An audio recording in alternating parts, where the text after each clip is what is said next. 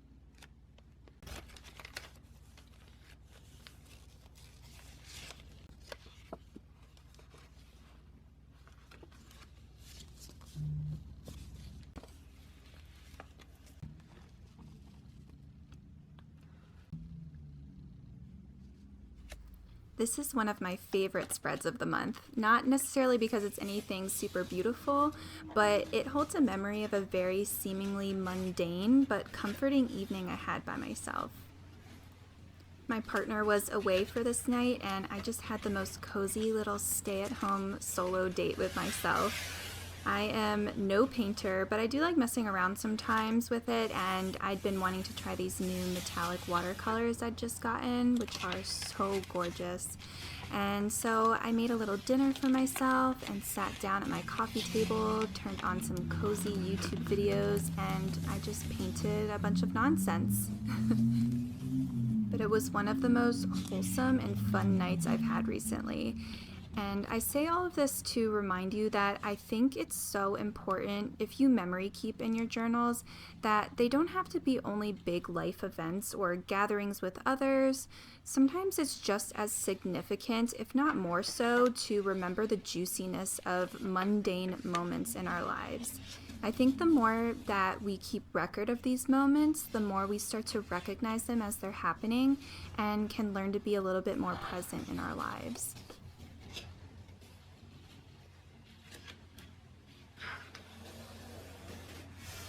So I just learned this word recently. I think it's pronounced anemoia. Hopefully I'm saying that right. And when I found out this definition, it struck such a chord in me because I literally feel this all the time. It's this yearning for a time or place that you've never experienced, and it's such a mind-bending concept, but it's one of my favorite feelings.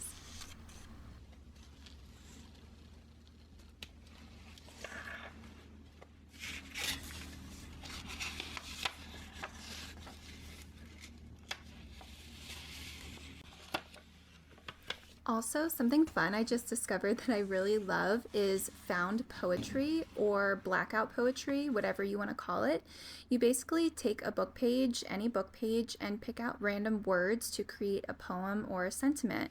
This is a vintage book page I picked out at random from some kind of philosophical or religious book, I think. And I think the words I picked out came together really well and definitely resonated for me. But what do you think?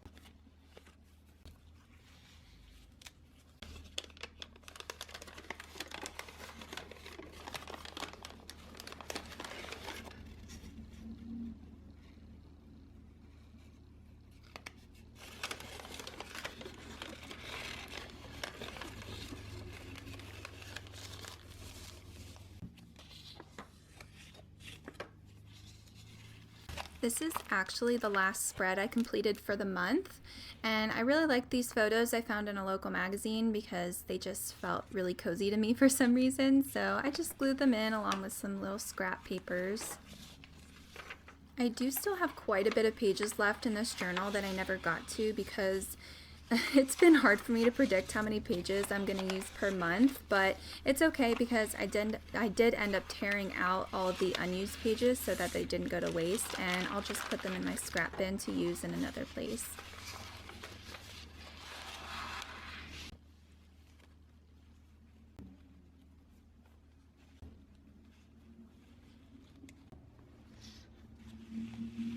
So a little sneak peek, I decided that starting in January, I'm going to go back to using a composition notebook for my daily journaling and planning.